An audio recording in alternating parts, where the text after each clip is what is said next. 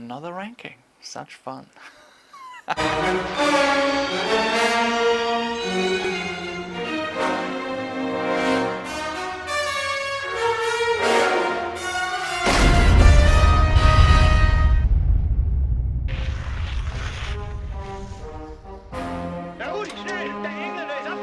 On number 5, actually, I quite enjoy the ski chase in Honor Majesty's Secret Service.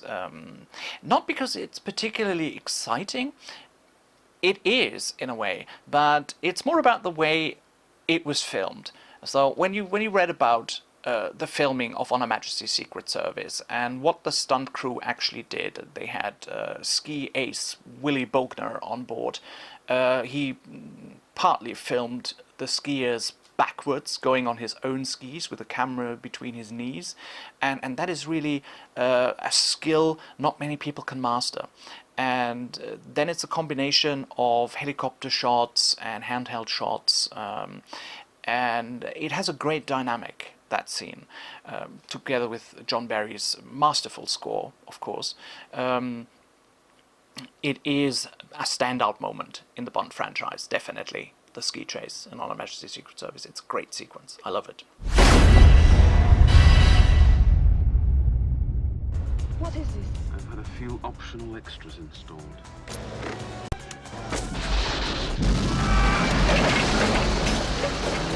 Top 4, The Living Daylights, a film I enjoy really a lot, and sort of in the middle of that film when Bond, played by Timothy Dalton, and Cara Milovy, played by Mariam Dabo, leave Czechoslovakia, they are entangled in an ice chase, and this is really a fantastic chase altogether. John Glenn realized it perfectly. It was all filmed in Austria, and with that splendid car, and then the over-the-top escape in the cello case.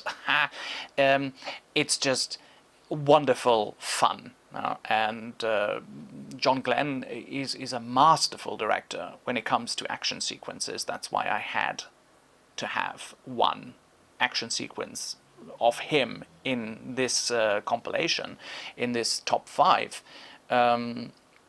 And this ice chase, for me, really stands out. It's a very dynamic scene. A lot of things happening. You have the chase on the frozen lake, Lake Weißensee in Austria, which I think was tricky to film. And you had this surrounding story that they were building a set there where the Aston Martin later jumps over through this ramp, and the neighboring country thought that Austria is putting the Iron Curtain back up. That was going through the newspapers at that time. So stuff of legends, yeah. But with the music of John Barry, again, like in the Honor Majesty's Secret Service ski chase, it's just a scene that works very well, and I love it.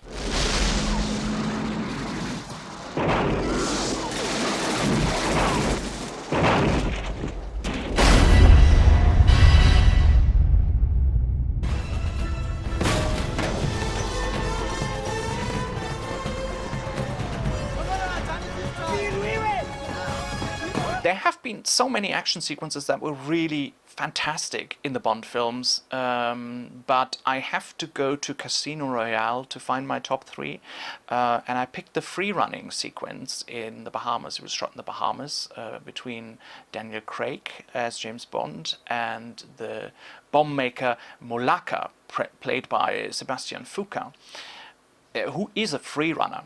And this is really a great sequence, and it lives from the music of David Arnold a great deal for me.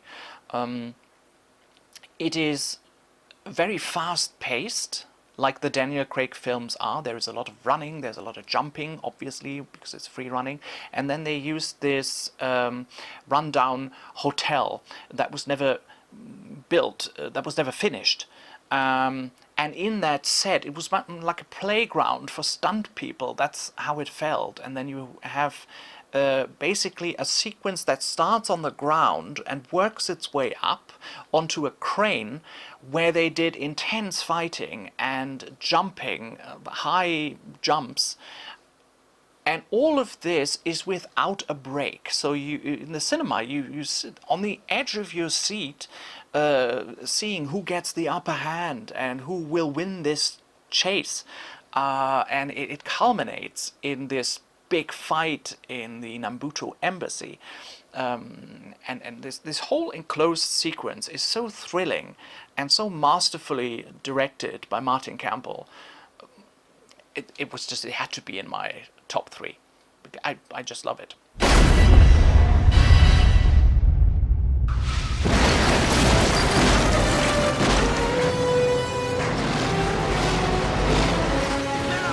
I appreciate action sequences that are in some cases believable, like you think, oh, this could actually happen, or the complete opposite, that they are so over the top and you think, you would only see that in a Bond film.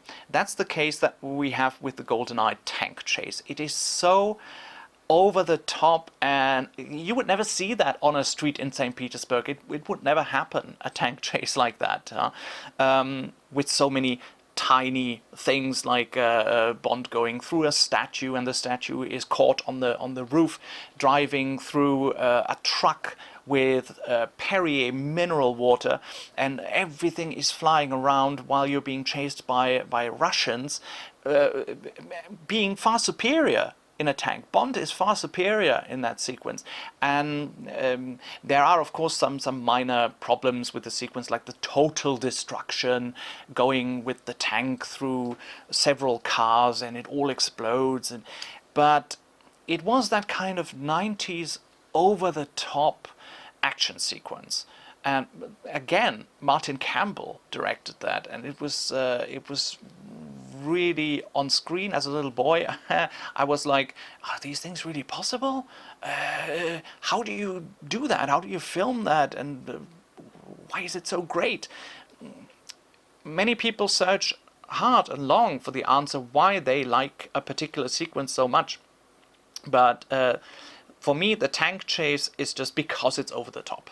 And, well, I wouldn't say I'm a fan of over the top, but in this case, yes. GoldenEye, in many cases, was over the top. Sometimes positively, sometimes negatively, but this sequence really stood out from the film, yeah. What the hell is he doing? His job.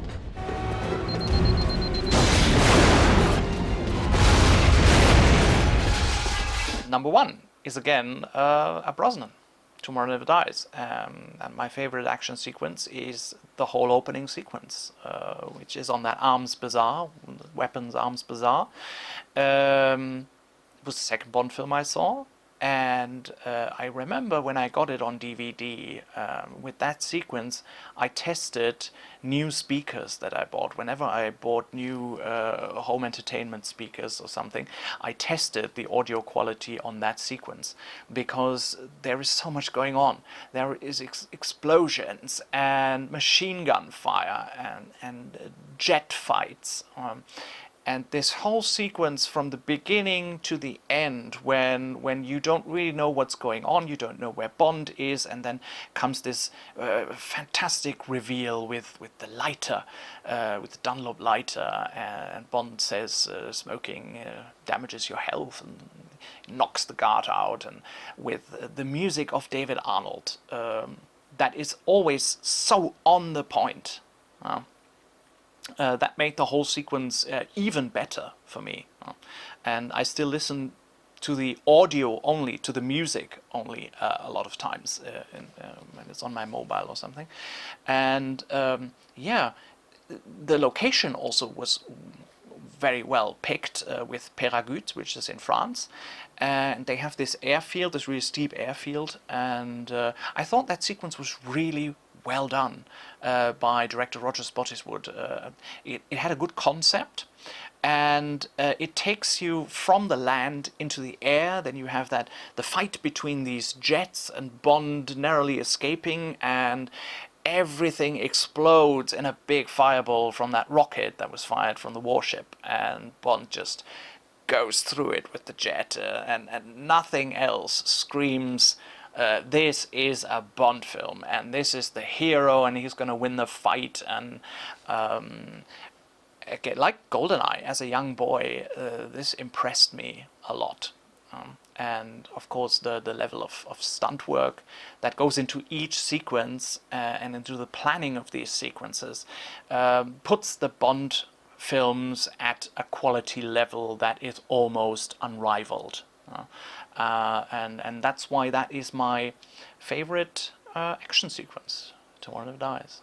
So I had 2 Brosnans, 1 Craig and 1 Dalton, no Connery and no Moore. Do you want an explanation for that?